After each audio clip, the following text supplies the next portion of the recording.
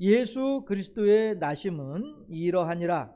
그의 어머니 마리아가 요셉과 약혼하고 동거하기 전에 성령으로 잉태된 것이 나타났더니 그의 남편 요셉은 의로운 사람이라 그를 드러내지 아니하고 가만히 끊고자 하여 이 일을 생각할 때에 주의 사자가 현몽하여 이르되 다윗의 자손 요셉아 네 아내 마리아 데려오기를 무서워하지 말라. 그에게 잉태된 자는 성령으로 된 것이라. 아들을 낳으리니 이름을 예수라 하라. 이는 그가 자기 백성을 그들의 죄에서 구원할 자이심이라 하니라. 이 모든 일이 된 것은 주께서 선지자로 하신 말씀을 이루려 하심이니 이르시되 보라 처녀가 잉태하여 아들을 낳을 것이요 그의 이름은 임마누엘이라 하리라 하셨으니 이를 번역한즉 하나님이 우리와 함께 계시다 함이라. 요셉이 잠에서 깨어 일어나 주의 사자의 분부대로 행하여 그의 아내를 데려왔으나 아들을 낳기까지 동침하지 아니하더니 나음에 이름을 예수라 하니라. 아멘. 우선 설교에 들어가기 전에 이것부터 먼저 좀 생각을 해보고 시작을 하도록 하죠. 오늘 이 마태복음 1장 18절에 25절까지는요 중요한 것이 하나가 있습니다. 제가 오늘 설교 본문에서는 다루고 있지 않기 때문에 말씀을 드리는 것인데요. 무엇이 중요하냐면 예수님의 이름이에요. 예수님의 이름이 세 가지 이름이 나와요. 숨은 그림 찾기 하듯이 한번 찾아보실까요? 예수님의 이름이 세 개가 나오는데 왜 세 개인지. 첫 번째는 주의 사자가 현몽해서 가르쳐주는 이름이 있죠. 예수라 하라 라고 하죠. 그 다음에 또 하나는 뭐냐 하면 이사야서의 예언을 통해서 그의 이름을 임마누엘이라 하리라 했죠. 근데 저는 이제 세 가지라고 했어요. 그럼 한 가지가 뭐냐 하는 거죠. 한 가지는 그리스도예요. 그리스도인데 아니 본문에는 그리스도라는 이름이 없는데 라고 하실 수 있어요. 그런데 어디에 그리스도라고 하는 이름이 말이 나오냐 하면은 21절에서 아들을 낳으리니 이름을 예수라 하라 하고서 이는 하죠. 그가 자기 백성을 그들의 죄에서 구원할 자이심이라 하니라. 자기 백성을 그들의 죄에서 구원할 자, 이 구원할 자, 자기 백성을 구원할 자, 이 말이 헬라어로 그리스도예요. 그래서 예수 그리스도 임마누엘이라고 하는 세 개의 이름이 오늘 마태복음 1장 18절에서 25절 사이에 나타나고 있어요. 해서 임마누엘이라고 하는 말은 무슨 뜻이냐면은 하나님이 우리와 함께 계시다 하는 말이죠. 이렇게까지 하면 여러분들한테 좀 헷갈리실까요? 에베네셀이라고 하는 말은 하나님이 우리를 여기까지 도와주셨다. 이게 에베네셀이고요. 임마누엘은 하나님이 우리와 함께 계신다. 이게 임마누엘이에요. 그러니까 예수 그리스도 임마누엘 하게 되면 하나님의 아들이신 예수, 그 예수는 어떤 예수냐 하면 우리들의 죄로부터 구원해 주실 분이에요. 그런데 우리들을 구원해 주기 위해서 어떻게 하느냐? 임마누엘 하신 분이란 말이죠. 해서 죄 지은 인간 세상에 사람의 몸을 입고 내려오셔서 하나님께서 내려오셔서 우리들과 같이 계시는 거예요. 그래서 임마누엘이에요.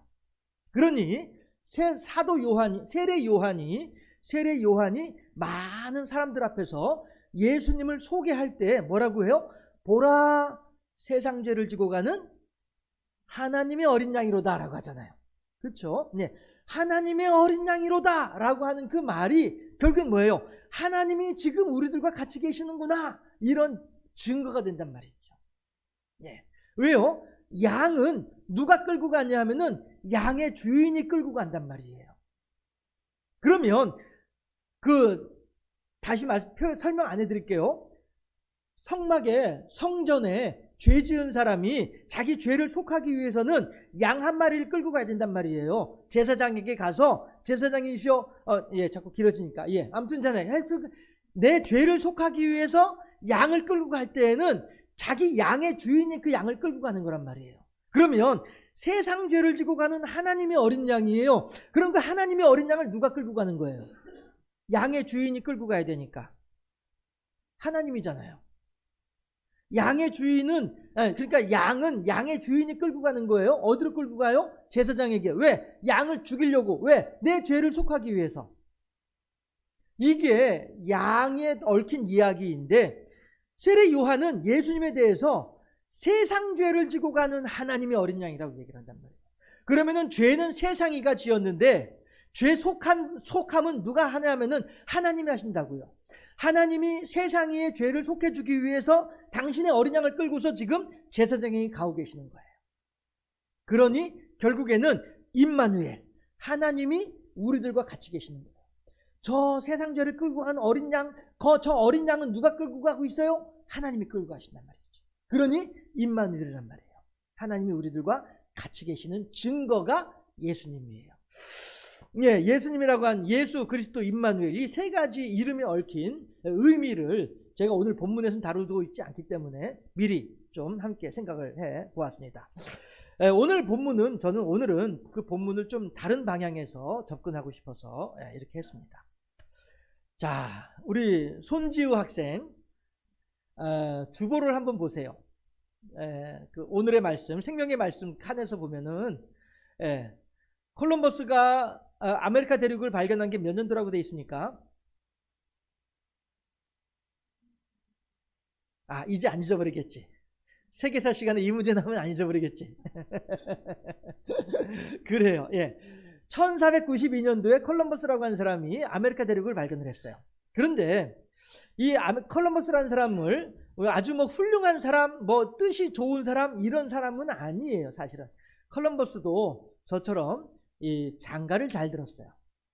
그래가지고 콜럼버스는 정말로 아무것도 아닌 그런 보잘것없는 그런 삶을 살던 사람이었는데 장가를 잘 들어가지고 장인이 커다란 그 큰 장사꾼이었었어요. 장사꾼이고 또 이 장인이 또 아주 그 똑똑하기도 했던 분이었던 것 같아요. 해서 자기가 더욱더 이 장사를 잘 하기 위한 방법으로 여러 가지 정보를 많이 수집을 해놨어.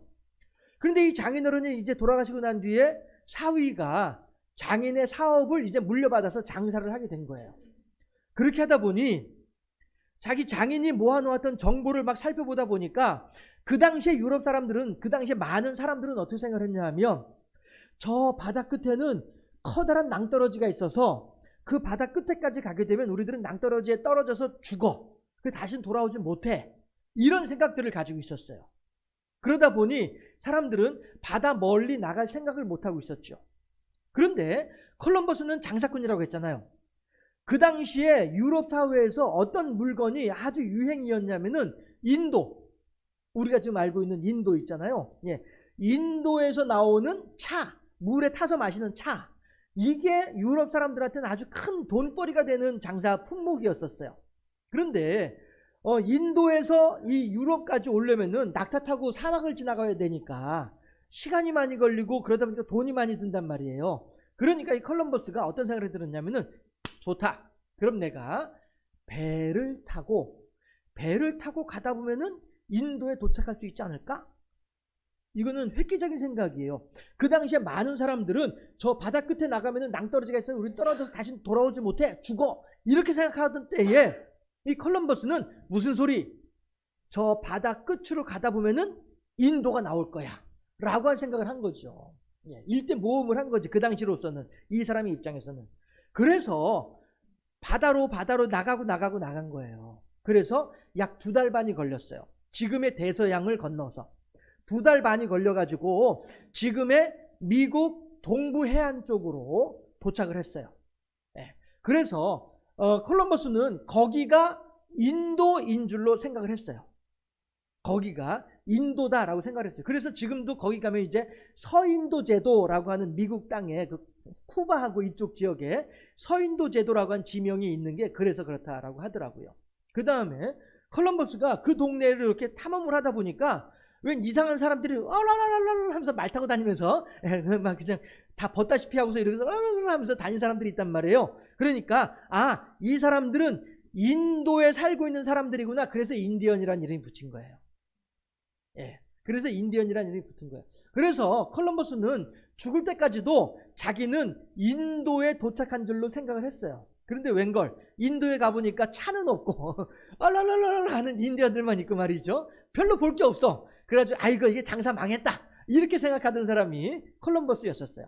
그랬는데 그 뒤에 아메리고 베스푸치라고 하는 사람이, 자 지우 잘 들어, 이거 세계사에 꼬박꼬박 나오는 내용들이야. 아메리고 베스푸치라고 하는 사람이 또다시 그 땅을 가봤어요. 가보고 난 뒤에 하는 얘기가 여기는 인도가 아니야. 여기는 인도 땅이 아니야.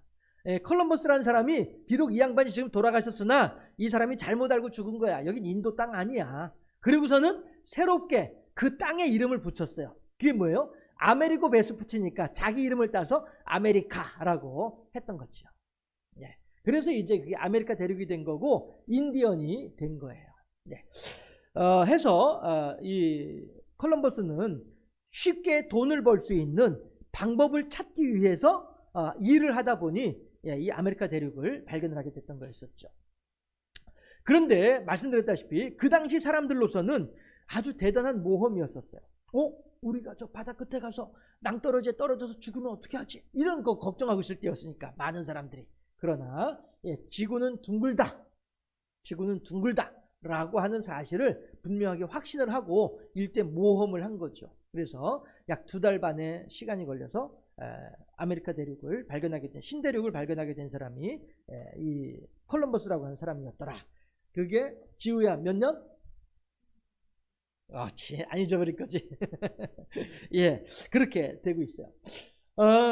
사실 과학이 발전하면서 지금 우리들은 많은 것들을, 그동안에 모르던 일들을, 많은 것들을 알게 된 것이 사실이에요. 그러나 그럼에도 불구하고 이 세상의 모든 것들을 다 알고 있다라고는 또 말을 못하죠. 불과 500년 전, 1492년도니까 약 500년 전 아니겠어요? 예, 500여 년 전이죠. 예, 그 당시보다는 지금은 우리가 과학의 발전에 의해서 많은 것들을 알고 있어요. 그 당시보다는. 그럼에도 불구하고 그렇다고 해서 우리가 우리들 주변을 둘러싸고 있는 모든 것들에 대해서 다 정확하게 알고 있다라고는 못한다는 것이죠. 아는 것보다는 모르는 게 더 많다. 그래서 제가 언제 한번 책에서 그런 얘기를 읽은 적이 있었어요. 과학자들이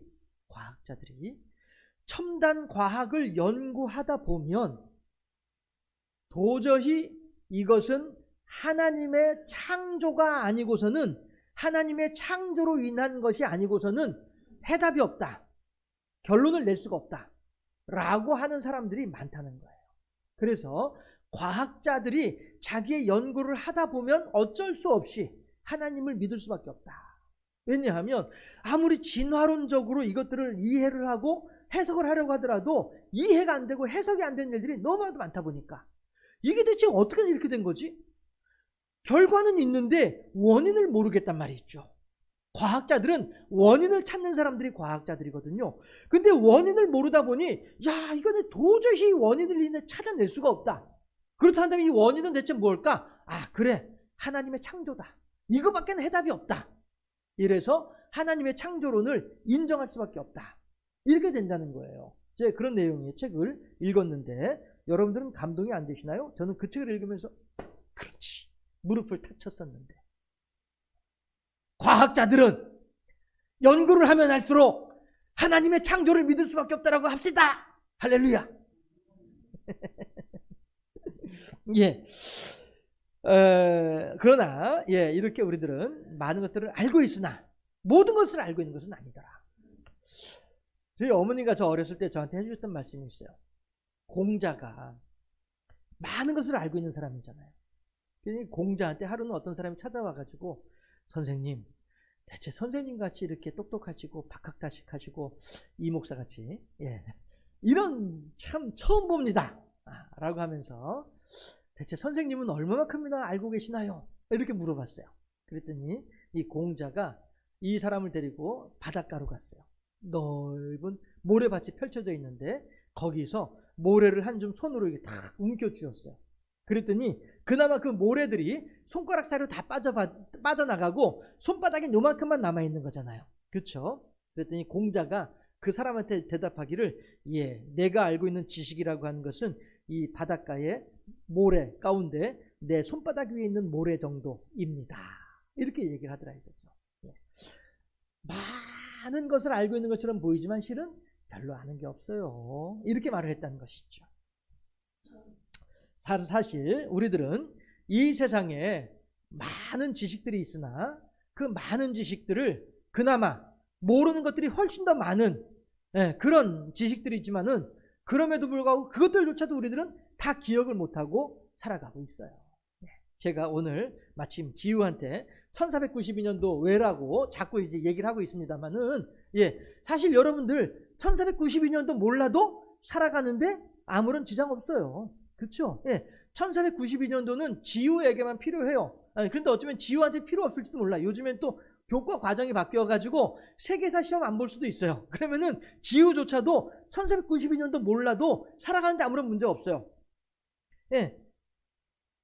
수학을 전공한 사람들은 문학을 잘 몰라도 괜찮아요. 살아가는데 문제 없어요.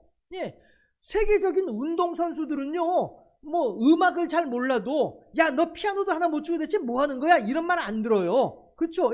왜냐하면 이 사람은 운동을 하는데 열심히 훈련을 하다 보니까 피아노 치는 연습을 할 시간이 없었거든요. 이런 거죠, 뭐.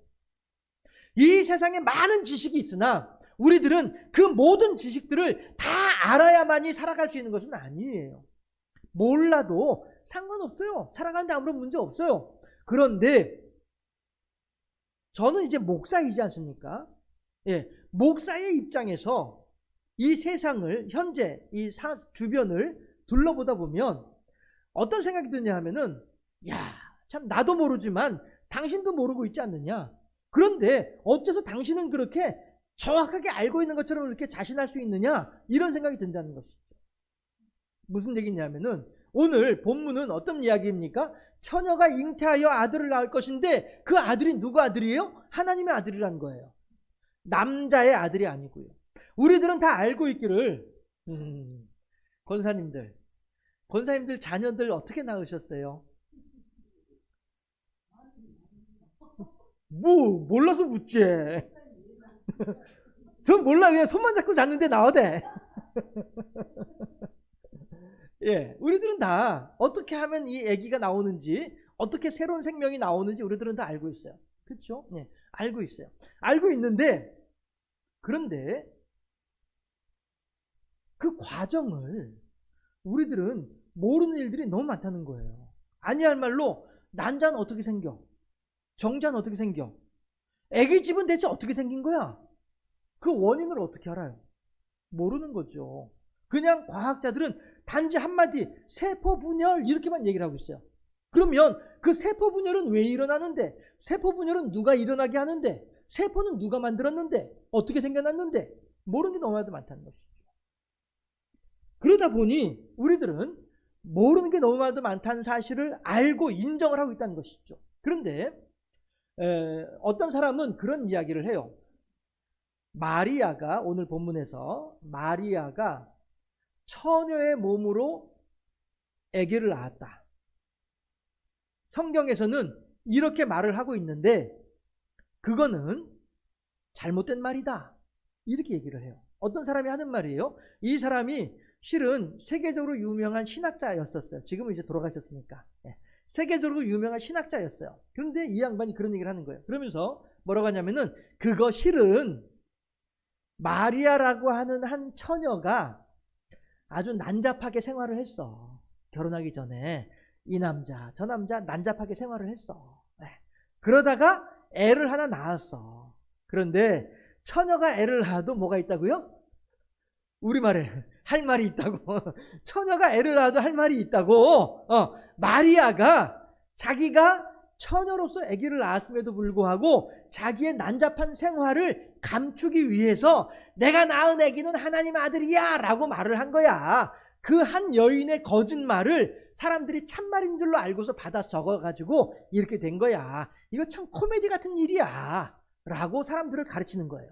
그러면서 도리어 동정녀 탄생설을 믿는 사람들을 향하여서, 야, 너 그 코미디 같은 우스개 같은 거짓말을 너 그냥 믿고 있어? 아이고 바보 같은 사람. 여러분들 여기 바보 같은 사람 한 사람 또 있습니다 하면 이 사람들이 또 왜 하면서 놀려주고, 이렇게 하면서 성경에 있는 말씀을 성경 그대로 믿는 사람들을 도리어 어리석은 사람 취급하던 그런 신학자도 있었더라라고 하는 거예요.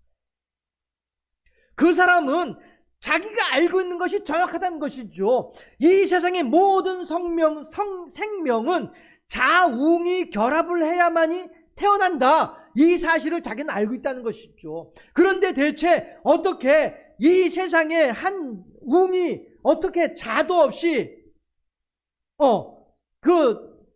이게 이 일이 이루어질 수 있겠느냐? 이건 코미디 같은 일이다. 있을 수 없는 일이다. 우리들은 이 사실을 그냥 그대로 믿고 있느냐? 어리석구나. 마리아가 무슨 처녀야? 마리아는 세상 없이 난잡한 여인이었어. 이렇게 주장하는 사람들도 있더라 하는 것이죠. 그러나 그리고 그렇게 주장하는 사람들의 말을 그대로 믿고 있는 사람들도 지금도 있을 수도 있을 것이고요. 그러다 보니 교회 안 온 곳 아니겠어요? 교회 바깥에 있으면서 하나님을 안 믿는 사람들이 그런 사람들 아니겠어요? 야, 그걸 어떻게 믿어? 야, 처녀가 어떻게 아기를 낳을 수 있는데? 어이구 참말로. 너 그거 믿어? 난 못 믿어. 나 그래 교회 안 가. 이런 사람들이 있단 말씀이죠. 제가 알고 있는 어느 신학생이, 그 당시에 신학생이었는데, 제가 이런저런 얘기를 하면서 이제 성경에 있는 내용들을 가지고서 제가 이런 내용들이 참 믿어지더라 이렇게 얘기를 하니까 저한테 한 얘기가, 저 전도사 때였는데, 전사님 그게 믿어주세요? 신학교 다닌다는 녀석이 앞으로 자기는 목사가 되겠다고 하면서 신학교를 다닌다고 하면서 다니고 있으면서도 그게 믿어주세요? 전 그거 안 믿어주고 있어요. 이러고 있더라니까요. 예. 우리들은요, 내 관점에서, 내 기준에서 모든 것들을 판단하더라 하는 것이죠. 그러나 내 관점, 내 기준이 과연 얼마나 옳으냐, 얼마나 정확하냐에 대해서는 어느 누구도 자신할 수 없다는 것이죠. 그렇기 때문에 저는 이렇게 생각을 합니다. 그래, 너의 그 말, 처녀가 어떻게 아기를 낳을 수 있느냐라고 한 그 말, 오케이, 그 말도 있을 수 있는 일이야. 그러나 나는 성경에 이렇게 적혀 있기 때문에 성경에 있는 말씀을 나는 그대로 믿어. 왜? 나는 성경 말고도 여러 가지를 알고 있으나 그런 것들을 내가 알고 있는 것이 정확하게 알고 있는지 아닌지 난 잘 모르겠어. 그러니 정확한 것을 제시하고 있는 성경에 있는 말씀을 믿을 수밖에 없어 라고 저는 말을 하고 싶은 거예요. 여러분들은 어떠하십니까?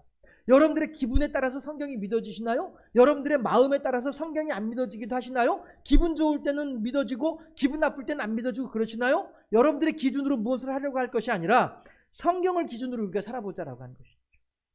세상에 불확실한 것들 가지고 거기에 우리들이 맞추어서 그걸 기준으로 살아가려고 할 것이 아니라 정확한 것, 여기에 우리가 기준을 맞춰서 살아본다고 한다면 그 인생이 훨씬 더 복되고 보람이 있는 인생으로 갈 수 있는 보장이 더 크지 않겠냐 하는 거예요. 물론 죽었을 때에 성경에 있는 말씀이 다 잘못됐구나라고 하는 것을 알게 될런지도 모르죠. 죽어보니까 천국이 없어.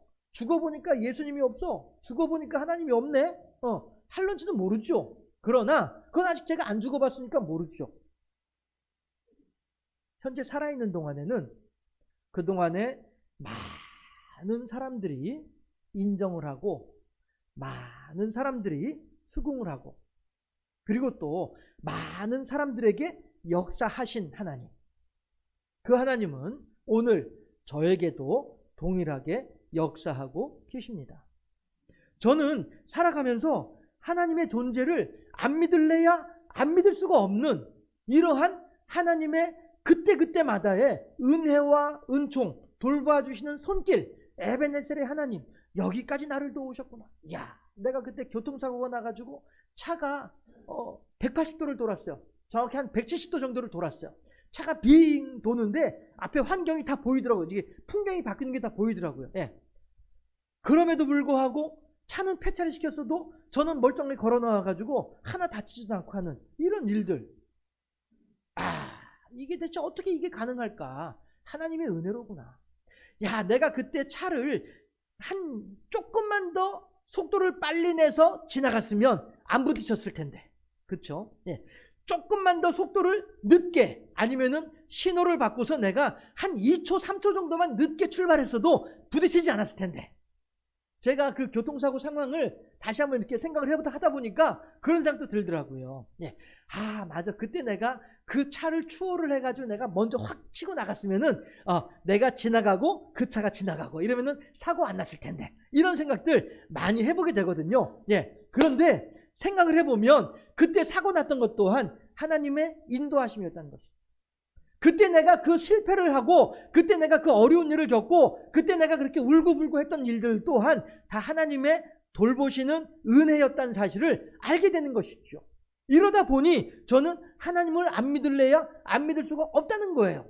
결국 그동안에 오랜 세월에 걸쳐서 많은 사람들에게 역사하셨던 하나님, 우리들은 그 내용들을 이야기로 듣고만 있었었는데 그 하나님의 역사하심이 오늘 내 삶에 나에게도 같이 하고 계시니, 나에게 역사하셨던 하나님, 나에게 임마누엘 하신 하나님, 나의 죄를 위해서 나에게 찾아오셔서 나의 죄로부터 나를 구원해 주시는 그리스도이신 하나님, 그 하나님에 대한 이야기가 그저 전해오는 이야기가 아니고 성경에 적혀있는 이야기뿐 아니라 내 삶에 그대로 다시 재현되고 있는 하나님이라는 사실을 알다 보니 이 성경에 있는 말씀이 안 믿을래야 안 믿어질 수 없는 이런 상황이 되더라라고 하는 것입니다. 여러분, 우리들은 과연 오늘을 어떻게 이 성탄절을 살아갈 수가 있겠습니까? 사실 성탄절을 믿든 안 믿든 모든 사람들에게 성탄절은 옵니다. 그리고 믿든 안 믿든 성탄절은 또 지나갑니다.